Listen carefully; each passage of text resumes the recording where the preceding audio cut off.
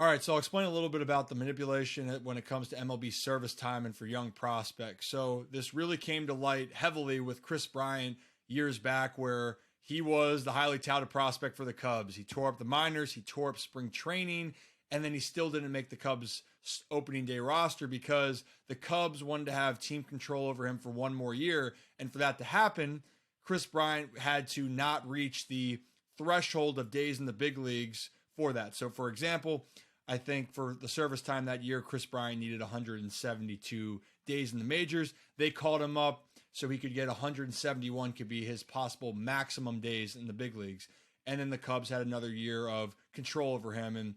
And right, that part of it you don't like. You want to put your best players on the field. And now MLB with the new CBA and the Players Association, Players Union, they're implementing ways where teams can be incentivized to call their prospects up earlier. And if those prospects play well and they finish high in voting for, say, Rookie of the Year, then teams can get compensated draft picks. And I know that people are frustrated because Grayson Rodriguez is such a talented player for the Baltimore Orioles, but honestly, I'm not surprised that he wasn't going to make the opening day roster. And it's not because I don't think that Grayson's a stud, because he is.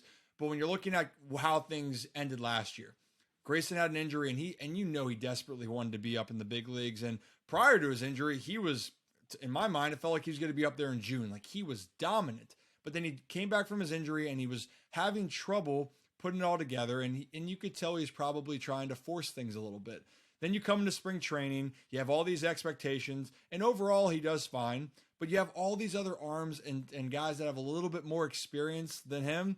So what I'm looking at is the Orioles thinking, we're not going to rush Grayson in this aspect. Let him get a couple starts. Let him get ticked off and mad that he's not up there. And then you call him up. That's personally how I thought. I still think he could be in the running for AL Rookie of the Year. Now we'll see how that service time really applies. And that would be for him with qualified innings, right? How many innings can he get up to qualify for a Rookie of the Year?